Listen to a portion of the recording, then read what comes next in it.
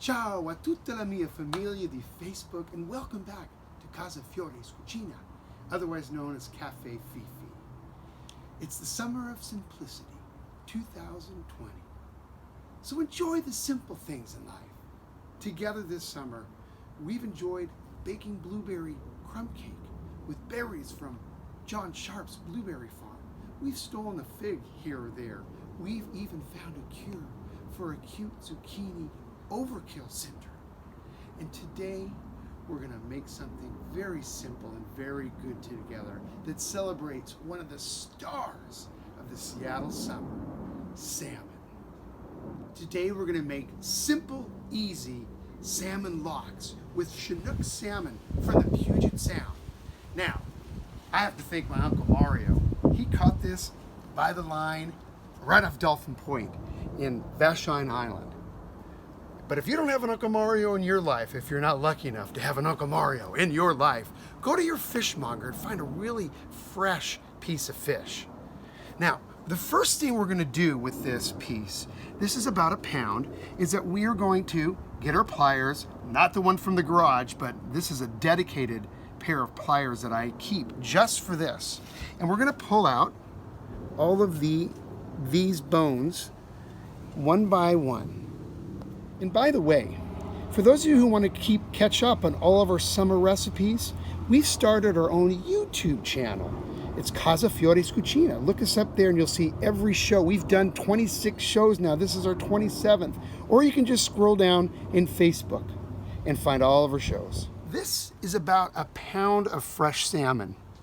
Now, you can see the thickness of it. It's over 1 inch at its thickest part. The amount of thickness is going to determine how long we cure this for. Something like this is about 36 hours. Now, I've done this enough where I'm just going to leave it in there for about 36 hours, about 1.5 days. You can check it as you go, but you can think about the thickest part of a fish. If it's 1 inch, that's going to be about 36 hours. All right, after our salmon is rinsed and our bones are pricked out, then we're going to take a cup of kosher salt, a cup of sugar, and we're going to distribute it evenly over this slab.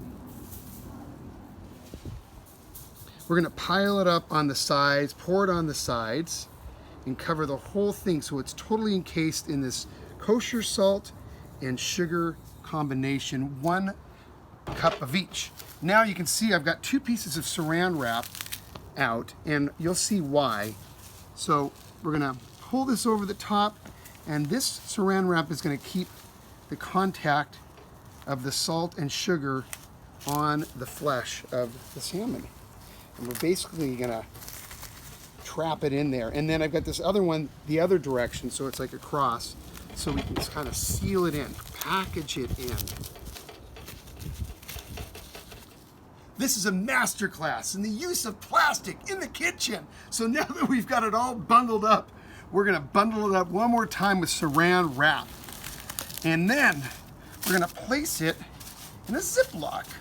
Now, I'm not going to seal the Ziploc. I'm just going to place it in there and give it the old fold over. Some of you know what that is, right? Just like that. And you can see it's totally encased in the salt, except for the skin is there. And you're going to see what happens to that skin later. And now we're going to place it in a pan with a flat bottom. And we're going to place on top of it another flat bottomed pan.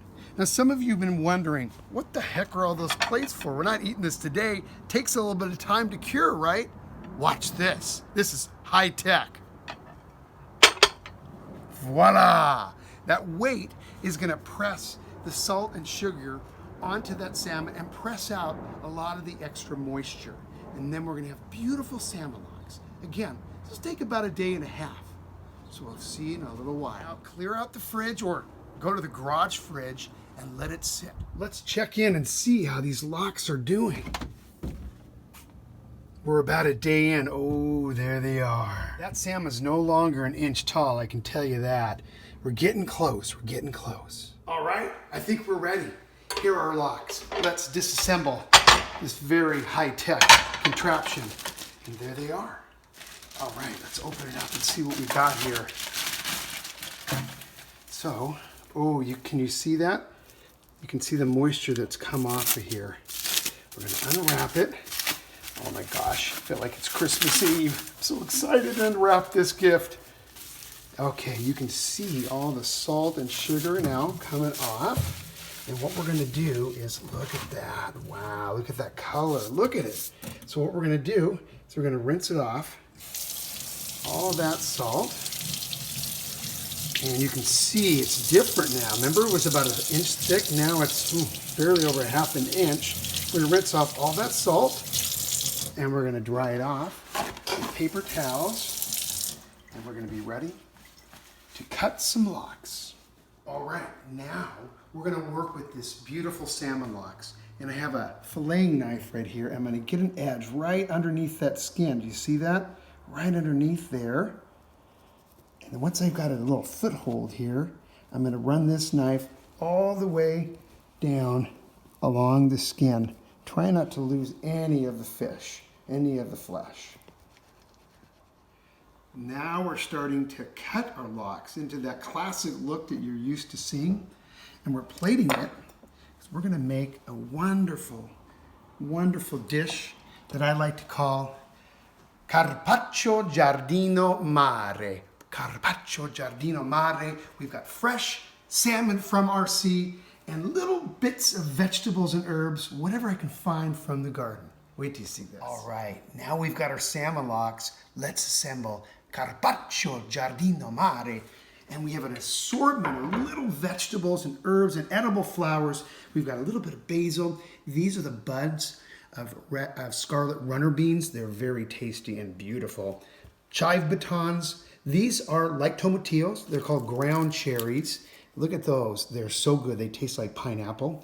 Baby zucchinis, different kinds, and zucchini flowers. Some nasturtium petals.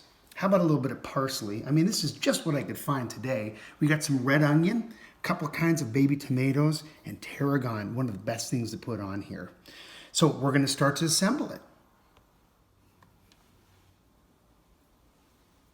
Un bel fiore, fiore celestina, grazie signorina. Ecco, Carpaccio Giardino Mare. We're going to bring this to our social distancing Sunday night dinner, drizzle some olive oil on it, and enjoy.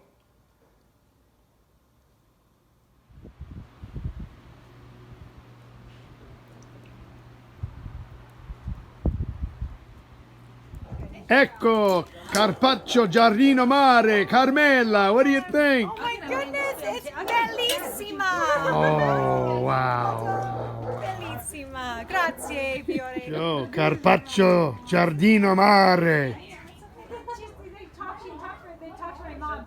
Oh, and then she go, oh, actually, I'm the grandmother. This is the mother here. And then Boy, that poor kid's they look at me like this. 16 years old. It's the summer of simplicity, 2020. This is a simple, easy dish. If you want some pointers, just reach out to me. I'd be happy to help. But you can do this. Thanks for tuning in, and we'll see you soon.